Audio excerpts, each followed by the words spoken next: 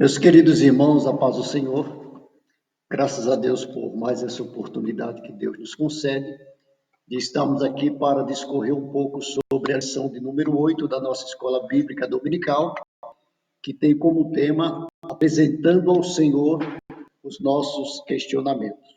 Esse tema da nossa lição, ele encontra-se baseado no Salmo 73 e 77, na experiência de Asaf. Então, é muito maravilhoso quando nós atentamos para o que se passa, né? Nesse contexto ali que o Asaf estava vivenciando, né? Vivenciando. É muito importante a gente analisar esses problemas, até mesmo porque os problemas que envolvem a alma são coisas muito sérias, que têm trazido muito angústia, muito prejuízo e mortes, né, a milhões de pessoas. Então, graças a Deus, que Deus está nos dando oportunidade para a gente ter a oportunidade de falar um pouco sobre esse assunto tão importante nos nossos dias, né? E a nossa lição de hoje, como eu já disse, a base da nossa lição, ela encontra-se na experiência de Asaf, né? No Salmo 73, 77. O primeiro tópico, ela fala do conflito existencial de Asaf, né? E é muito maravilhoso quando a gente vê que esses conflitos aí, eles estão presentes, né, em toda a sociedade, em todos os povos, etnias, raças, tribos, línguas e nações. Ninguém escapa desses conflitos. Ninguém. Então, esses conflitos estão presentes. Então, nesse salmo aí, no Salmo 73, a primeira coisa que o Asaf, ele questiona, né? Porque esses questionamentos, eles são, são inerentes a todas as pessoas. Esses questionamentos, eles estão aí a todo vapor. E o Asaf, ele começa o salmo dizendo assim: bom é Deus para com Israel, né? Bom é Deus para com Israel. Quanto a mim, né? Quanto a mim, os meus pés quase vacilaram, quase que eu caí. Então, Asaf, ele começa o salmo falando um pouco dessa bondade. E, na verdade, ele questiona essa bondade, né? Ele traz essa bondade de Deus, ele põe essa bondade em xeque. Porque se de fato esse Deus ele é tão bom, ele tem sido tão bom, por que eu, Asaf, né, estou vivendo isso? Estou vivenciando essa coisa. Então, a bondade de Deus, ela é expressa de uma maneira muito grande na Bíblia Sagrada, né?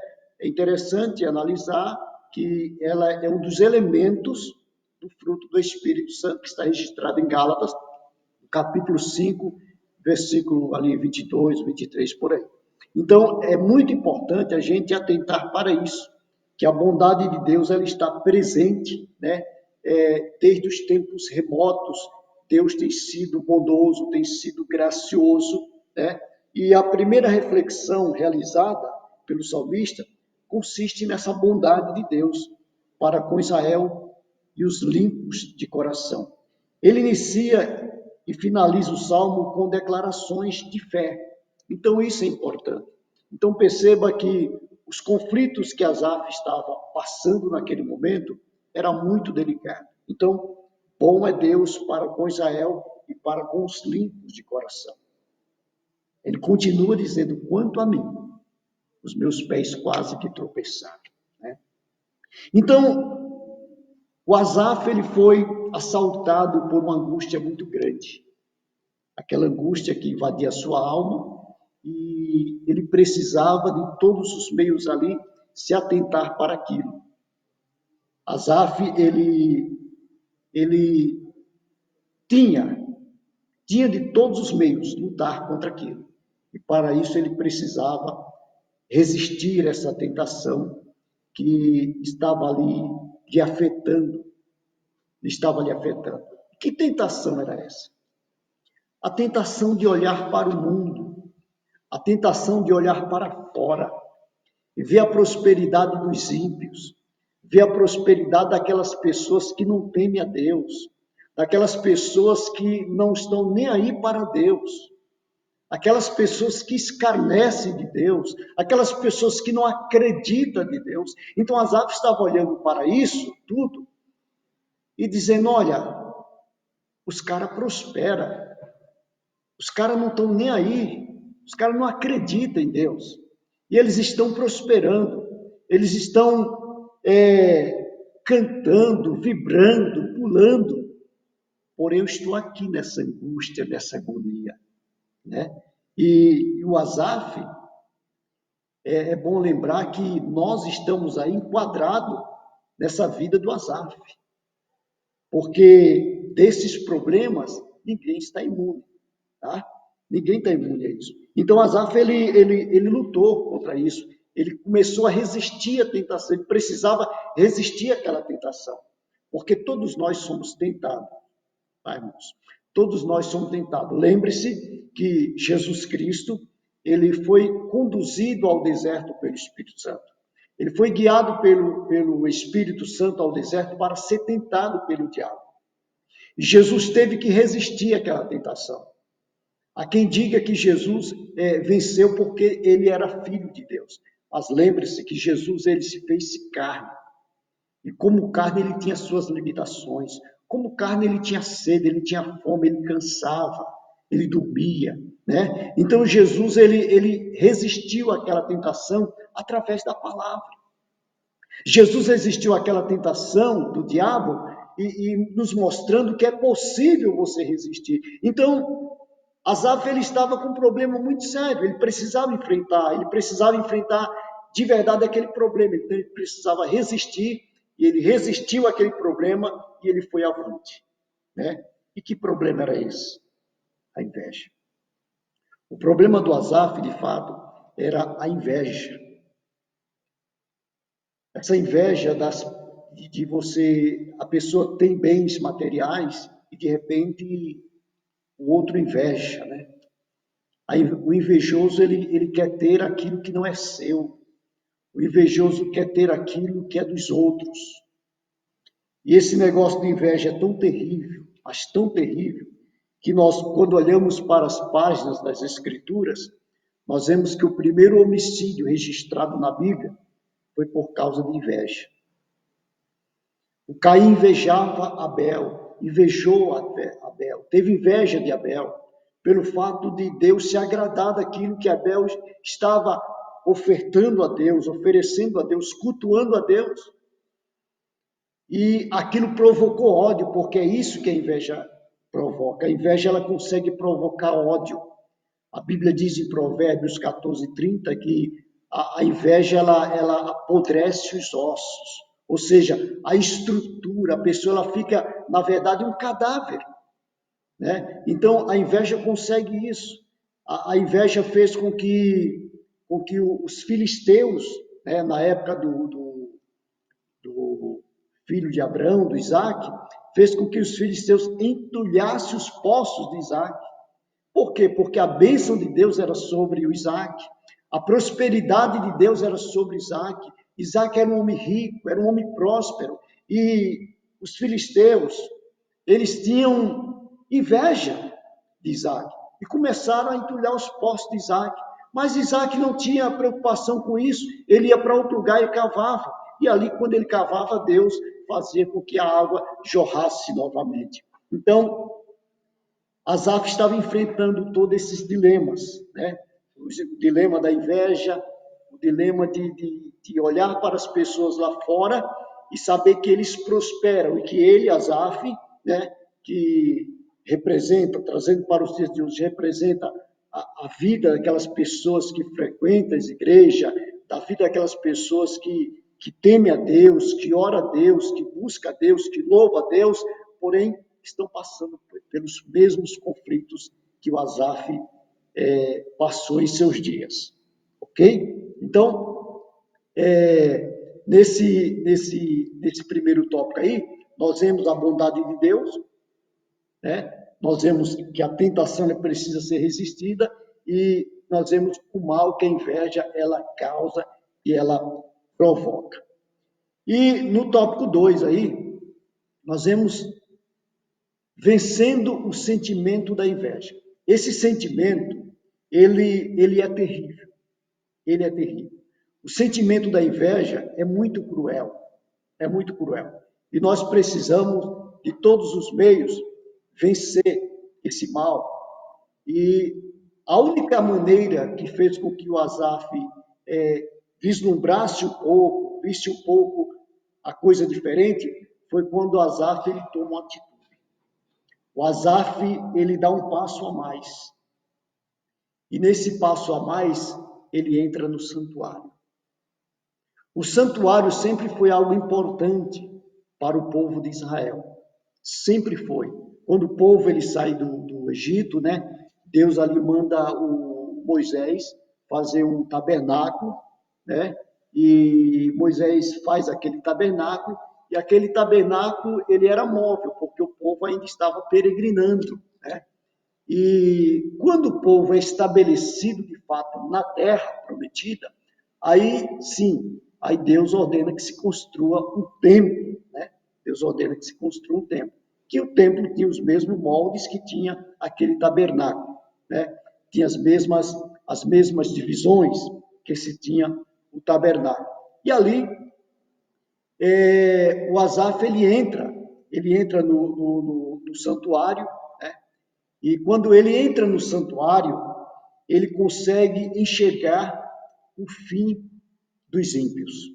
Ele consegue enxergar que o que os ímpios têm, o que os ímpios passam, toda aquela alegria, né? Tudo aquilo que envolve a impiedade, Asaf entende que aquilo tem um fim. Mas para isso, Asaf teve que entrar na presença ou entrar no santuário. Então, entrar no santuário equivale nos nossos dias não estar dentro de um templo físico, como nós conhecemos as igrejas ditas hoje, né? Onde o povo se reúne para ali juntos comungar, né? Ter comunhão com o outro e juntos adorar a Deus. Não, entrar no santuário nos nossos dias, equivale a você entrar na presença de Deus, independente do lugar, do espaço que você esteja. Você precisa entrar na presença de Deus. E eu lembro aqui, vale lembrar aqui, que lá no templo de Jerusalém, aquele templo, basicamente, ele tinha 3 divisões importantes, que era o átrio, o lugar santo e o lugar santíssimo. O átrio era o lugar que se fazia a oferta, né? O cordeiro era oferecido ali no átrio, no pátio, e algumas pessoas conseguiam chegar no pátio, tinham acesso ao pátio. O lugar santo era o lugar dos sacerdotes. Os sacerdotes entravam lá para fazer todo o cerimonial que precisava ser feito. Porém, no lugar santíssimo era um lugar onde Deus se manifestava. E só quem entrava, só quem tinha acesso àquele lugar, era o sumo sacerdote uma vez por ano. Então, o interessante é que quando Jesus morre, quando Jesus dá o brado de vitória na cruz do Calvário, a Bíblia diz que esse véu do templo se rasga de alto a baixo. E agora ele deixa o caminho livre. E eu entendo por isso que quando o véu se rasga, eu entendo que Deus ele sai. Como nós não tinha acesso a entrar naquele lugar santíssimo, então Deus decide ir ao encontro do homem. De que maneira? Ele sai do seu lugar santíssimo, da sua morada, do lugar onde ele estava, passa pelo lugar santo, e na pessoa bendita de Jesus Cristo, como Cordeiro Imaculado, ali ele se sacrifica, ali ele dá a sua vida para nos resgatar. E agora nós temos acesso ao lugar santíssimo, conforme diz Hebreus, pelo novo e vivo caminho, pelo sangue de Jesus eterno. Então agora eu tenho acesso a essa presença de Deus. E eu me lembro aqui também da passagem da mulher samaritana conversando com Jesus ali diante daquele poço, e aquela mulher, ela diz o seguinte, os samaritanos, Senhor, dizem que é nos montes que nós devemos orar, que é no monte que nós devemos estar adorando, buscando, né, se apresentando a Deus. Porém, os judeus estão dizendo que é lá no templo em Jerusalém. Jesus disse para aquela mulher, mulher, a hora vem que nem aqui desses montes e nem lá em Jerusalém no templo, porque os verdadeiros adoradores adorarão o Pai em espírito e em verdade. Ou seja, a adoração a Deus independe do espaço físico ou do lugar onde você esteja. Você pode adorar a Deus nesse exato momento, aí onde você está, na sua casa. Então, entrar no santuário é você entrar no espaço de Deus, no lugar da adoração, naquele espaço que Deus está te esperando. Então, isso é entrar no santuário. E quando ele entra no santuário, depois que ele entra no santuário, ele permitiu ser restaurado por Deus. Então, Asaf, ele entra no santuário, na presença do Senhor, e quando ele entra na presença do Senhor, aí ele se permite ser restaurado por Deus. Isso é muito importante, porque ao entrar no santuário, ele reconheceu que precisava de um conserto, né? E esse conserto todos nós precisamos. Todos precisam de um conserto. É válido lembrar que na cruz, na morte de Jesus ali naquela cruz, ali foi estabelecida uma nova aliança, um novo conserto. Jesus, ele com a sua morte, ele consegue fazer uma nova aliança com os homens. E eu preciso aceitar esse conserto de Deus. Eu preciso aceitar essa nova aliança estabelecida por Jesus na cruz do Calvário. Então, como que eu posso vencer o sentimento da inveja? Primeiro passo, entrar no santuário, ou entrar na presença de Deus, ou no espaço de Deus, né? Então, no lugar da adoração. E segundo passo, permitir ser restaurado por Deus. E o terceiro passo é entender que a prosperidade dos ímpios é temporária. A prosperidade dos ímpios é passageira.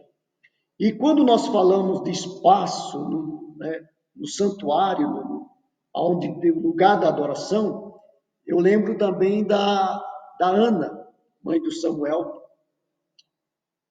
ou a Ana, mãe do profeta Samuel, que quando ela orava a Deus, pedindo a Deus um filho, pelo fato de ela ser uma mulher estéril, e o sumo sacerdote Eli julgou que ela estava embriagada, porque não saía sequer uma palavra da sua boca.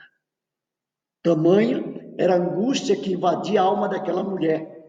Ela apenas balbuciava, né, com seus lábios, e o homem de Deus entendeu que aquela mulher estava embriagada.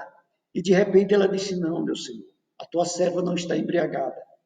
A tua serva está aflita, está angustiada de espírito. E ela conversa com Eli, ela fala para Eli o motivo por que ela estava angustiada. E aquele homem de Deus, ele diz assim: o Senhor te abençoe. Essa expressão, Senhor te abençoe, parece uma expressão vaga. Quando se fala nos nossos dias, parece uma coisa vaga. Porém, quando nós olhamos lá no livro de Números, nós vemos a maneira, a forma que Deus deixou para que os sacerdotes abençoassem o povo de Israel. Então, o sacerdote invocava o nome de Deus: o Senhor te abençoe e te guarde, o Senhor faça resplandecer o seu rosto sobre ti e tenha misericórdia de ti, o Senhor sobre ti levante o seu rosto e te dê a paz. Assim porão o meu nome sobre os filhos de Israel e eu os abençoarei. Então, quando aquela mulher, né, ela recebe do profeta essa palavra, quando ele diz: o Senhor te abençoe, ele estava invocando o nome do Senhor, o nome do Deus de Israel, sobre Ana. E quando o nome de Deus era invocado sobre ela, Deus agia, porque aquele homem representava Deus. Então, é muito importante quando a gente vai para o lugar da adoração, está no lugar da adoração, entra no santuário, permite ser restaurado e entende que essa prosperidade ímpia, ela passa, ela é efêmera, ela é passageira, tem algo melhor, tem algo mais importante para as nossas vidas, né? E no terceiro tópico aí da nossa lição, nós vemos aí clamando em meio à angústia. Clamando em meio à angústia. Nós sabemos que a angústia, ela é terrível. A angústia, ela é cruel. Né? A angústia, ela não perdoa. A angústia é um sintoma da alma muito amargo. Quem nunca passou por angústia, né? Então, nós vemos aí o grito do aflito. O grito de uma pessoa que está numa aflição muito grande. O Asaf, ele entendeu tudo isso. Ele entendeu que ele precisava ser tratado, ele precisava ser curado. A dor que Asaf sentia era tão grande que ele estava dispensando consolo. Não porque ele queria dispensar, não porque ele não queria ser consolado, é porque a dor é maior do que qualquer outra coisa.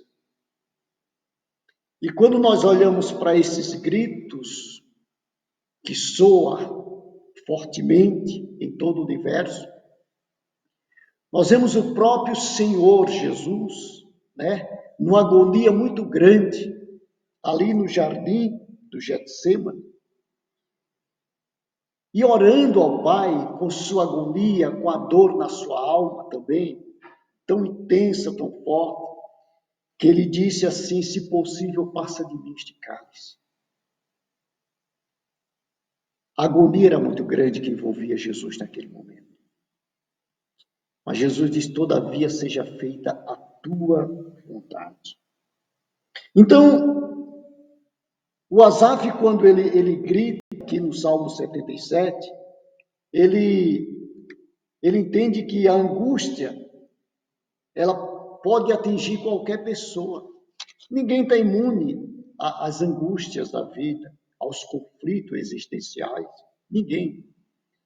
Todos os povos aí, eles gritam. Almas estão gritando neste momento. Vidas estão em agonias neste momento. Assim como eu, assim como você, ninguém está imune, ninguém está isento. O homem mais santo, o homem mais justo, o homem mais certo, o mais correto, ele pode passar por esses problemas difíceis. E nós devemos entender que Deus, ele consegue ouvir cada grito seu. Deus consegue ouvir cada grito da alma. E eu gosto de lembrar aqui, gosto de dizer o seguinte, que quantas lágrimas nós vertemos em meio a tantas as agonias da vida. Saiba que a lágrima é uma linguagem da alma. E só Deus é capaz de traduzir o que uma lágrima diz. A lágrima, ela é capaz de dizer muita coisa para Deus. Então, essa linguagem, Deus é capaz de traduzir. Ninguém entende as lágrimas. Ninguém consegue decifrar uma lágrima, mas Deus consegue decifrar o significado de cada lágrima. E depois desse grito aflito, nós vemos os sintomas, né, que envolve essa aflição aí do Asaf. Não querer, ele não querer ser consolado. Não querer ser consolado. De fato, não, isso não é porque ele não queria ser consolado. É que a dor era muito intensa, né? Era muito intensa. Jesus, ele era sabedor de tudo isso que iria nos envolver. Jesus é sabedor de todos esses conflitos, até mesmo porque ele passou. Então, antes dele subir, ele faz essa linda promessa. Eu vou para o Pai. E quando eu for, eu rogarei ao Pai e ele mandará outro consolador para que esteja com vocês. o Espírito Santo, né? O Espírito que o mundo não conhece nem pode receber, mas a igreja sim, a igreja conhece e a igreja recebe o Espírito Santo. Então, o Espírito Santo, ele é o consolador, é aquele que nos consola. O Espírito Santo é aquele que nos momentos que a gente não consegue orar, nos momentos que a gente não consegue verbalizar nas nossas orações as palavras, só vertemos as lágrimas, a Bíblia diz que ele, o Espírito Santo, intercede por nós com dores inexprimíveis. Então, naqueles momentos mais angustiosos da vida, que nós passamos, que eu passo, que você passa, o Espírito Santo, ele consegue, ou ele faz, ou ele intercede por nós com dores inexprimíveis. Então, ele traz esse consolo para a tua alma, ele traz esse consolo para o aflito, para o angustiado, né? Para aquelas pessoas que estão achando que não tem mais uma saída para a sua vida. Tem uma saída e Jesus veio trazer essa saída. Ele veio trazer esta saída. Então, por último, nós vemos aqui restabelecendo a fé. É interessante que a fé é algo importante, né, nesse aconchego com Deus.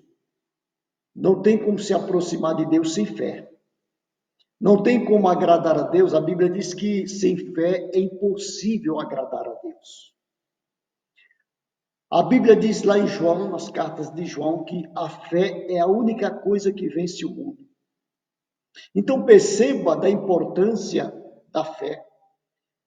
A fé, ela vem pelo ouvir e ouvir a palavra de Deus. Então quando essa fé, ela é alicerçada na palavra, e quando essa fé ela é restabelecida em Deus, você consegue vencer. Porque você consegue vencer o mundo pela fé. A Bíblia diz assim, lá em Tiago, resisti ao diabo firme na fé, e ele fugirá de vós. Então, esses conflitos todos que envolvem a alma, esses conflitos todos, essa agonia toda, que faz com que as pessoas passem por momentos delicados e difíceis, que permeia a vida de muitos, que assola muitas almas, esses conflitos têm uma saída para ele. A tua vida não está perdida, você não está perdido, você não está derrotado, porque você está vivendo isso. Não. Perceba que quem escreveu isso aqui foi um homem que era um levita, pertencia a uma tribo que era uma tribo sacerdotal. Quem escreveu isso aqui era um homem que conhecia Deus, que cantava, que louvava a Deus. Então, por ele ser um levita, ele poderia dar um passo a mais. É interessante analisar o seguinte, que a Bíblia diz lá em Pedro que nós somos o reino sacerdotal, a igreja é um reino sacerdotal, ou seja, nós podemos dar um passo a mais, você pode dar um passo a mais, você não precisa ficar prostrado, não. Jesus está dizendo, dê um passo a mais, você pertence agora ao reino sacerdotal, a nova aliança nos proporcionou isso. A aliança que Jesus estabeleceu na cruz do Calvário, que fez na cruz do Calvário, nos propôs, nos proporcionou isso, e agora nós pertencemos a um reino sacerdotal. Vós sois a geração eleita, o sacerdócio real, a nação adquirida. Então é isso que Deus espera de mim e de você. Que a gente, como Asaf, dê um passo a mais. Dê um passo a mais. Você consegue, não porque por tuas forças, mas porque o Espírito Santo nos ajuda, porque o Espírito Santo nos orienta, porque o Espírito Santo está conosco, interpretando as nossas lágrimas, interpretando tudo que se passa dentro da gente. Olha para o João Batista, o homem que surge na história pregando, enfrentando Herodes, denunciando o pecado do monarca. João Batista que dizia: raça de víboras, arrependei-vos. Aquele homem que tinha uma pregação pesada que não temia. De repente João se vê preso agora. E quando João está preso, os conflitos invadem a alma de João. A angústia invade a alma de João. E João chama 2 discípulos e diz: vai até Jesus Cristo. E pergunta se ele é o Messias, pergunta se Jesus é o Messias, ou se nós esperamos outro. Então, aquele conflito que estava ali envolvendo, estava sendo digerido no âmago de João, estava pondo em xeque se Jesus de fato era o Messias. E quando Jesus ouve isso, Jesus disse: volta, diz a ele que os cegos enxergam, que os coxos andam e que aos pobres é anunciado o reino dos céus. Jesus não teceu nenhum elogio a João. Simplesmente disse: volta, e disse para ele o que está acontecendo, o que eu estou fazendo. E eles voltaram e relataram para João o que Jesus falou. Você entende, meu querido? Então saiba que Deus tem sempre uma saída. Deus abriu uma linda porta para nós passarmos. E essa porta é Jesus Cristo. Essa porta é Jesus Cristo. E eu quero concluir dizendo o seguinte: Jesus disse: vinde a mim todos vós que estáis cansados e oprimido, e eu vos aliviarei. Tomai sobre vós o meu jugo e aprendei de mim, que sou manso e humilde de coração, e encontrarei descanso para as vossas almas, porque o meu jugo é suave e o meu fardo é leve. Então esse convite de Jesus, ele tem ecoado há quase 2000 anos, nos corredores mais sombrios das mentes humanas. E o convite de Jesus, neste momento, é para que você vá até Ele. Vá até Jesus. Entre no santuário. Entre no espaço da adoração. E saiba que há uma saída para mim e para você. Saiba que nem tudo está perdido. Saiba que a riqueza desse mundo, ela passa, ela é ilusória. Porque nem Jesus se escapou dessa tentação. Satanás disse: olha, tudo isto te darei. Ele mostrou a glória do mundo, a riqueza do mundo, e disse: tudo isto te darei, se prostrado me adorares. Olha só que ousadia. Então, Jesus, né, como diz lá o Evangelho de João, todas as coisas foram feitas por ele, sem ele nada do que foi feito se fez. Tudo pertence a ele, tudo é dele. Então, esse Jesus que passou por tudo isso, ele te compreende, ele te entende, ele não te ignora. E aquilo que muitos dizem ser frescura, não é. Problemas da alma é muito sério. E Jesus é o melhor especialista em tratar a alma. Ou melhor, ele não é o melhor, ele é o único. Porque os demais são tudo paliativo. Agora, Jesus, ele sabe tratar de fato qualquer perturbação na alma. Então, esses conflitos que existiam em Asaf aqui representa aquelas pessoas que agonizam na estrada da vida. E saiba que Jesus te espera. Ele conta muito com você. Ele sabe que da importância sua nesse projeto de Deus. Você é importante. Deus te fez com muito amor, com muito carinho. Você é tão importante que a Bíblia diz que, pelo fato dele nos amar, foi que ele entregou o seu próprio filho. Então, sabe que há solução, saiba que há uma saída para a tua vida. E essa saída chama-se Jesus Cristo. Se você pode, ore comigo neste momento. Amado Deus, em nome de Jesus Cristo, eu quero te louvar e quero te agradecer por este momento. E quero pedir ao Senhor que venha trazer paz, que venha trazer alegria, que venha trazer restauração e que venha nos levar ao espaço da adoração, à tua presença, Pai. Nós bem sabemos que das nossas forças, pelas nossas próprias forças, nós não conseguimos fazer nada, mas é através do teu Espírito Santo, é através do teu auxílio. E nesse momento nós te pedimos, Senhor, leva-nos ao teu santuário, leva-nos à tua presença, pelo novo e vivo caminho, pois tu és aquele que continua proporcionando tudo isso e vai trazendo um cântico novo aos nossos lábios, Senhor. Traz um cântico novo, em nome de Jesus. Amém. Deus te abençoe, em nome de Jesus.